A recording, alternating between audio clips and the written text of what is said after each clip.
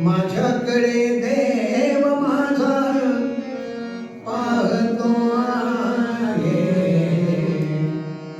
मागे उभा मंगेश, पुढे उभा मंगेश.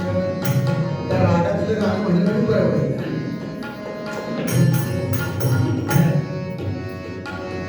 माझ्याकडे देव माझा पाहतो आहे, मागे उभा मंगेश, बोलू नका ना, रेकॉर्डिंग होते. अरे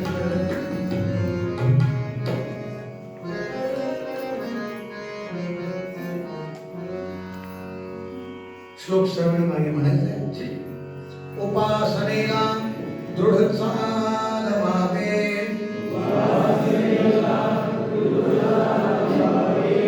गुरुदेव संताशी सदा नमावे,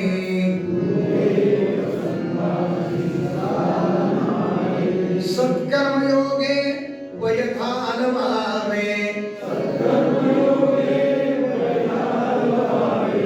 सर्वामुखी मंगल बोलवावे,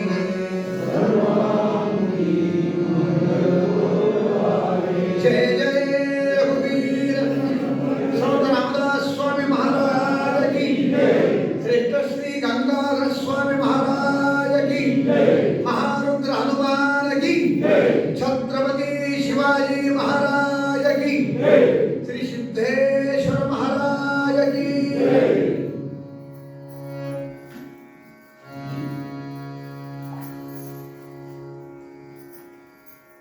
उन्हाळ्याच्या दिवसामध्ये एका ग्रस्ताला असं ऐकलं होतं की जमिनीत खणल्यावर पाणी लागतं. उन्हाळ्याच्या दिवसात पाण्याकरता वरवर हिंडायला नको म्हणून पण पाणी लागण्याकरता जमिनीत खणलं की पाणी लागतं हा सिद्धांत आहे. त्याच्या घराच्या पाठीमागे जागा होती बरीचशी.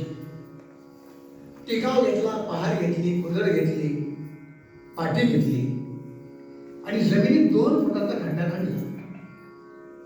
पाणी लागलं नाही, 2 फुटावर पाणी. त्यानं विचार केला इथं पाणी नसेल. शेजारी दुसरा 2 फुटाचा खड्डा तयार केला, त्यालाही पाणी लागलं नाही.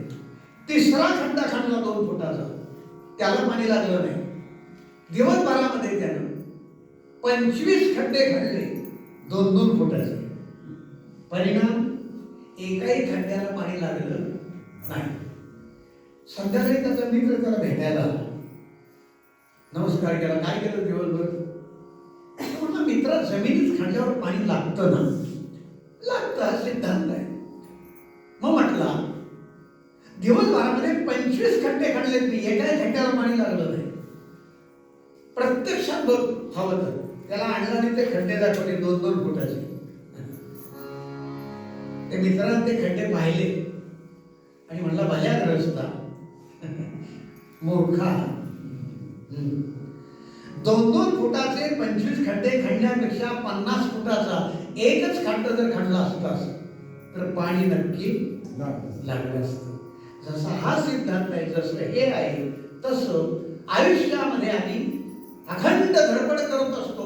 कशा करता? सुख मिळावं म्हणून, किंवा समाधान ज्याला म्हणतात ते मिळावं म्हणून. आणि ते मिळत नाही ही वस्तुस्थिती आहे. काय आहे? आजच्या अभंगात तुकाराम महाराजांनी आम्हाला सुखाची किल्ली आमच्या हातात दिली. तुम्हाला सुख हवंय का? समाधान हवंय का? सोपं आहे. ज्याने त्या सुखाचा अनुभव घेतलाय त्यांना शरण जा ना, त्यांना विचारा ना. ते ज्ञान परिगावरले जरी म्हणी अति आणावे, तरी या संताशी भजावे सर्वस्वीशी. त्या संतांनी सुखाचा अनुभव घेतलाय की नाही? पाण्यात पडल्यावर ज्याला पोहायला येतं त्यालाच म्हटलं पाहिजे की नाही मला पोहायला शिकव. पाण्यात पडल्यावर तो स्वतः बुडतो त्याला जर म्हटलं मला पोहायला शिकव, तो काय करेल? पहिल्यांदा आपल्याला बुडवल, मग आपण स्वतः पडेल. एका माणसाला डोळ्याचा रोग झाला होता. डोळ्याचा रोग म्हणजे एक वस्तू असली की त्याला दोन वस्तू दिसायच्या. एक वस्तू असली की दोन वस्तू दिसायच्या. कल्पना करा घरात काय होईल. त्रास वाढतच चालतो. त्यानं भरपूर प्रयत्न केले, काही डॉक्टर हुडकले. त्याला एकाने सांगितलं मुंबईत असा डोळ्याचा स्पेशल डॉक्टर आहे, जो डॉक्टर तुझ्या डोळ्यावर उत्तम इलाज करेल. मुंबईला जायचं कसं? स्टँडवर गेल्यावर एक गाडी मुंबईला लागली असेल, दोन गाड्या दिसणार, बसायचं कुठल्या गाडीत. म्हणून त्यानं आपल्या एका मित्राला विनंती केल्यावर माझ्याबरोबर मुंबईला चल, तुझा प्रवास खर्च करतो, राहायची जेवणाची सगळी व्यवस्था करतो. बरोबर सर. मित्राला आणलं, मुंबईच्या डॉक्टरची अपॉइंटमेंट घेतली. सकाळी 9 वाजता तो हॉस्पिटल दवाखाना उघडला. दोघे जण आत गेले. पहिला नंबर यांचाच होता. डॉक्टरने विचारलं काय होतं तुम्हाला? मित्रानं सांगितलं या माझ्या मित्राला एक वस्तू असली की डॉक्टर साहेब दोन वस्तू दिसतात. एक वस्तू असली की दोन वस्तू दिसतात. मग डॉक्टरने विचारलं मी तुम्ही चौघे जण कशाला आला? डॉक्टरला एकाचे 4 दिसत होते.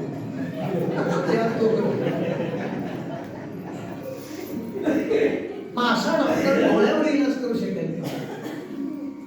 त्या संतांनी सुखाचा अनुभव घेतलाय ना, त्यांना विचारा, त्यांना शरण जा ना. तुकाराम महाराज सुखाचा अनुभव घेतला का नाही? काय घरात होतं त्यांच्या? काही नव्हतं. आम्ही सदैव सुडके, चोरामा भीतो धाके. पण चोर आमच्या घरात कधी चोरी करत नाही. का करत नाही? चोरायचं काय आहे काय न्यायला. पण तोंडात भाषा काय हो? आजी आनंदो, आजी आनंदो, आजी आनंदो, आजी आनंदो.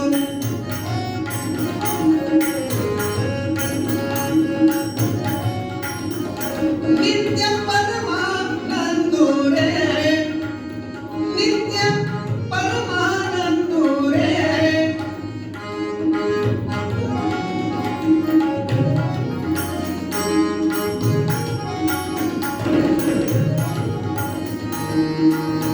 सयाश्रुती नेती म्हणती, सयाश्रुती नेती म्हणती, म्हणती गोविंदू रे.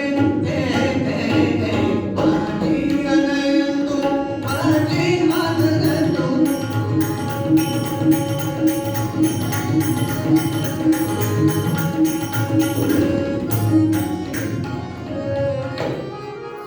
काही घरात नव्हतं.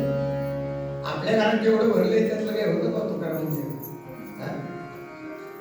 फुटकाचं विणा त्याला 2 तारा, घाली एळ धारा पंढरीशी. तुकोबाची कामता सांगे लोकापाशी, गेला बाई वेळा माझा पंढरीशी. काही नव्हतं पण कायम आनंद आहे. नित्य परमानंद रे. दुष्काळात सगळं बुडलं. दुकानदारी सावकारी जे काय होतं ते बुडलं सगळं. तुकाराम महाराजांनी उधारी परत आली नाही. पण उधारीच्या सगळ्या वया इंद्रायणी नदीमध्ये नेऊन बुडवल्या. गरिबांचं कर्ज माफ करणारं जगातलं पहिलं गव्हर्नमेंट कोण असेल तर जगद्गुरु संत तुकाराम महाराज. काय जगाकरता केले हो संतांनी. कायम आनंदी आहे संत. आम्ही काय करतो?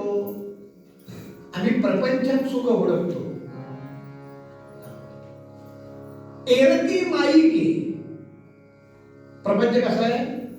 एरती माईके, दुःखाचे जनिती, नाही आदी अंती अवसानी. विषय जनित सुखे सौख्य होणार नाही, तुझ विन रघुनाथा ओघटे सर्व काही. आम्ही प्रपंचात सुख ओळखतो का नाही? पत्नी माझी, मुलं माझी, घर माझं, नातवंड माझी, जमीन माझी, पत्नी माझी. एकानं 8 बायका केल्या. 8 मेले. वैशिष्ट्य पण चांगला होता. 90 गिरायक आलं. पत्रिका असतो 8 गेले पण 90 गिरायक आलं. ह्याच्या बायका जगायच्या नाही. जास्तीत जास्त महिना 1.5 महिने. 9वी बायको दिसायला सुंदर होती. डेऱ्यात रवी टाकली होती, ती ताप करत होती. ह्यानं तिच्याकडे बघितलं, म्हटलं 9वी नाचे कशी वाचे, 9वी नाचे कशी वाचे. तिने तिकडे ऐकलं, म्हणजे काय म्हणताय हो? तो म्हणा तुला खरं सांगू का, आतापर्यंत सांगितलं नाही. पुढच्या बायकोला मागचं घ्यायला लग्न कळून द्यायचं नाही, इतका चला. तू म्हणला माझी 9वी बायको आहे. 8 माझ्या बायका मेल्या. महिना 1.5 महिन्याच्या पुढे माझ्या बायको जगत नाही. तू दिसायला सुंदर आहेस म्हणून देवाकडे काळजी करतोय, प्रार्थना करतोय. 9वी नाच कशी वाच. तिनं ऐकून घेतलं आणि 5 मिनिटांना ती तिकडून म्हटली, फेरे रवी घुमे डेरा, फेरे रवी घुमे डेरा, आणि तुझ्या सकड झाले 13. पंढरीला तू माझा पहिला नवरा नाही, मी तुझी 9वी बायको नाही. विषयजनित सुखे सौख्य होणार नाही, तुझं विनर गुणाथा ओखते सर्व काही. नेमकं सुख कशात? आमच्या जीवनात सुख नाही असं नाही, आहे. पण आम्ही अलीकडे काय केलं, आमच्या वागण्यानं त्या सुखाचं रूपांतर दुःखात केले. बघा, थोडस मागे जाऊया. फार पूर्वी काय होतं, सुधारणा कुठल्या होत्या? रेडिओ. पाहिलं काय निघाला? रेडिओ मोठा असायचा. श्रीमंत माणसाकडे एखादा असायचा किंवा ग्रामपंचायती, नगरपालिकेत. मग सकाळी ते जायचं 7 वाजता, बातम्या ऐकायच्या. नंतर छोटं मॉडेल त्यातलं ट्रान्झिस्टर, लहान रेडिओ, त्याचे केवढं कौतुक. त्याला पट्टा असायचा, ते गळ्यात माणसं अडवायची, गावात फिरायची, गाडी लागायची. माझ्या वाटायची, लोकांना वाटायचं रेडिओ. रेडिओला इतकं डिमांड होतं. रेडिओ जर घ्यायचा असेल तर पूर्वी लायसन लागायचं रेडिओ घ्यायला. पण वसंत साठे नभोवाणी मंत्री झाले आणि ते लायसन रद्द झालं. कोणाला घेता येऊ लागलं. रेडिओला डिमांड किती होतं सांगतो, खरं वाटणार नाही पण सांगतो. जावाई सासऱ्याला हुंड्यात रेडिओ मागायचा. जावाई सासऱ्याला काय म्हणायचं, मला हुंड्यात काय द्या, रेडिओ द्या. आणि सासरे जावायला हुंड्यात रेडिओ द्यायचे. आणि मग लग्न झाल्यावर 2 रेडिओ घरी यायचे.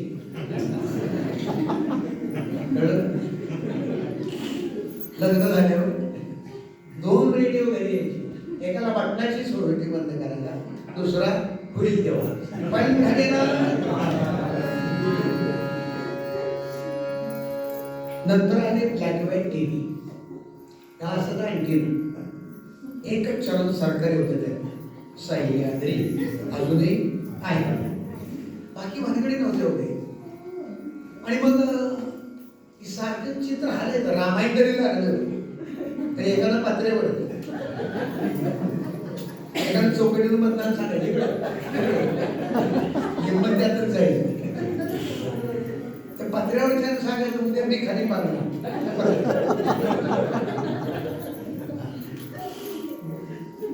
आणि ती बाई बातमी द्यायची. ती बाई सरकारीच, त्याचा चेहरा पण सरकारीच. दुःखाच्या बातम्या त्याच चेहऱ्या, आनंदाच्या बातम्या त्याच चेहऱ्या. ती बाई म्हणायची आज हवामान शांत राहील. ती बाई अशी आहे, पण लोकांना त्यात आनंद होता. लक्षात भानगडी नव्हते जास्त बघायला. नंतर आमच्या हातात रिमोट आला. नंतर टीव्ही निघाला, कलर टीव्ही. आम्ही जेवायला सुद्धा बसतो कुठं, टीव्हीच्या पुढं. समजा 8:30ला आम्ही जेवायला बसू, टीव्ही लावला. त्याच्यावर कोण येतो, अक्षय कुमार येतो.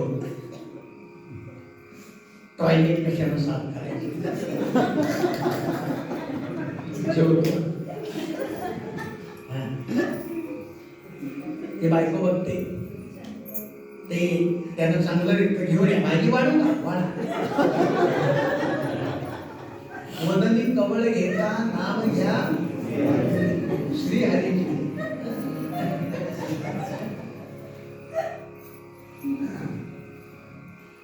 कलर टीव्ही झाला,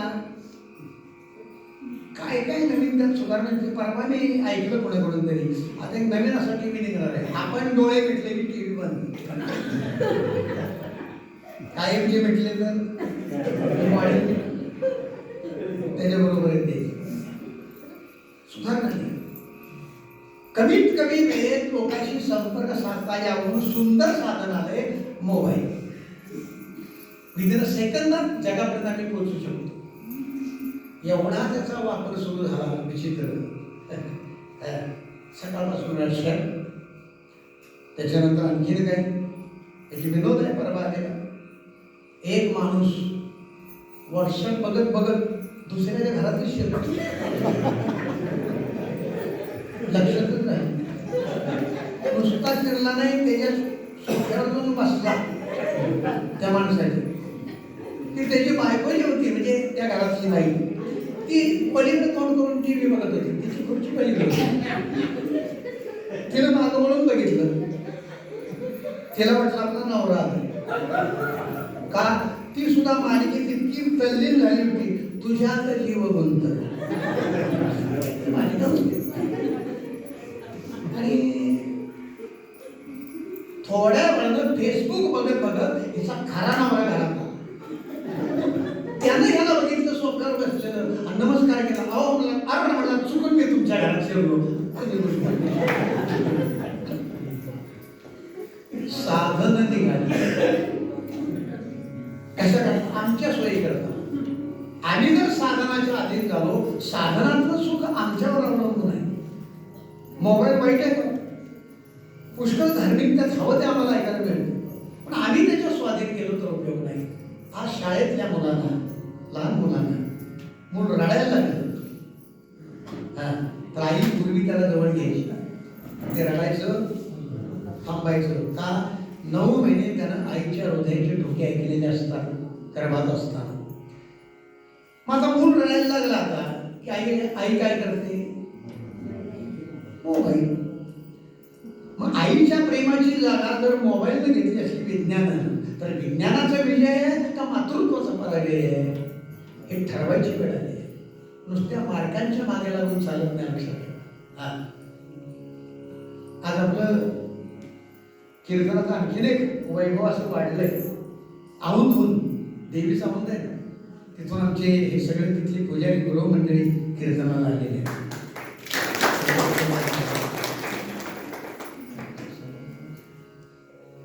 राजेंद्र गुरु, त्याच्यानंतर तेजस, एक अंबाबाईची आज भक्ती करणारी मंडळी आहे. म्हणजे गडावर कीर्तन आहे, एक दिवसांनी येतो. त्यांनी औंधवादी 20 वर्षे कीर्तन केली अंबाबाईच्या मंदिरामध्ये, म्हणजे कराड देवीला राजवाडीच्या तिथं जे मंदिर आहे तिथं. ते शाळेतल्या शिक्षकांना अनुभव आहे. मार्काच्या बाबतीमध्ये आम्हाला वाटतं आमचा मुलगा डॉक्टर झाला पाहिजे. मार्क 45%. 45% आपण डॉक्टर होतो. 45 लाख रुपये घेऊन जायचं, मुलगा ते पैसे ताब्यात द्यायचे. डॉक्टर कोण बाहेर असला डॉक्टर, त्याचं पहिलंच ऑपरेशन त्याने घेतलं होतं पेशंटचं करायला. टेबलवर पेशंट झोपवला होता. पेशंटला भूल चढायची होती. कोपऱ्यात एक हार पडला होता. हार पेशंटनं हार बघितला, फुलाचा हार. घाबरलो. म्हणलं डॉक्टर साहेब हार कशासाठी? डॉक्टर म्हणले हे माझं पहिलंच ऑपरेशन आहे. सक्सेस झालं मला, नाही झालं तर वाया जाणार.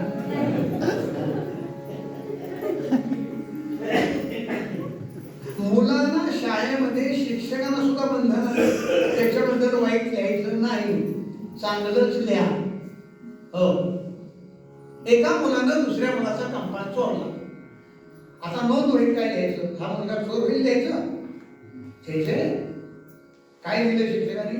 सदर होऊन मुलाला मित्रांच्या वस्तू संग्रहित करण्याची सवय आहे. काय पुढे होणार तो? नववीत गेल्यावर बाईची पर्स ठेवत करतो. वेळच्या वेळी आम्हाला संस्कार त्यांना द्यावे लागतात, लक्षात ठेवा. आणि अनेक सुखाची साधनं आम्ही जरी शोधून काढली तर त्याचं सुख आम्हाला घेता आलं पाहिजे, त्याचा आनंद आम्हाला मिळाला पाहिजे.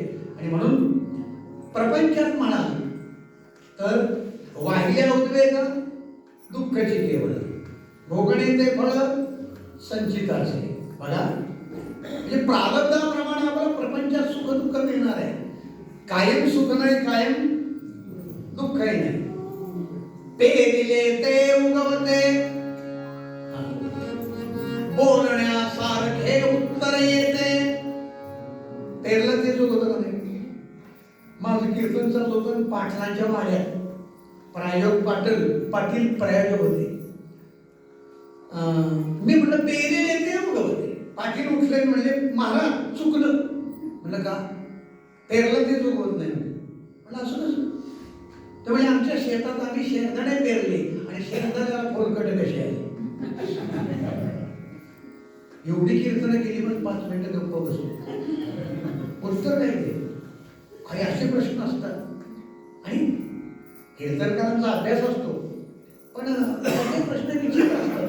माझं कीर्तन झालं आणि नवरा बायकोचं जोडपं माझ्याजवळ आलं. नमस्कार केला. महाराज नमस्कार. 500 रुपये दिले त्यांना मला दक्षिणा. मी आपल्या खिशात ठेवली. तर म्हणून महाराज म्हटलं काय? म्हणलं आमच्या ह्या मंडळी मॅडम आमच्या सौभाग्यवती. मी नमस्कार केला. ताई नमस्कार. म्हणला महाराज आमच्या दोघांच्या लग्नाला 11 वर्ष झाली, पण आता गुड न्यूज आहे. पण आनंद आहे, तुमच्यावर कुलदेवतेची कृपा आहे. म्हणजे आमच्या मंडळीला 4 महिने झाले. बरं म्हणलं महाराज, म्हणलं काय होईल सांगा.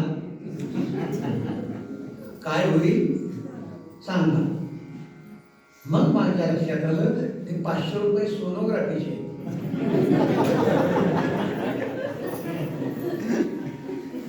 मला त्या क्षेत्रात जर काही कळत असतं तर मी कीर्तन करत असतो.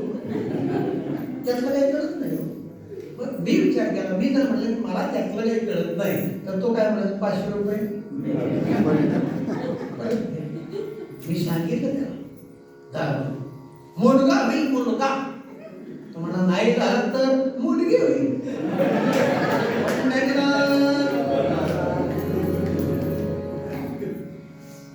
एरती माईके दुःखाचे जनिती. आमच्या प्रपंचातली सुख दुःख निराळी, पण खरं सुख कुठं आहे? सर्व सुखाचे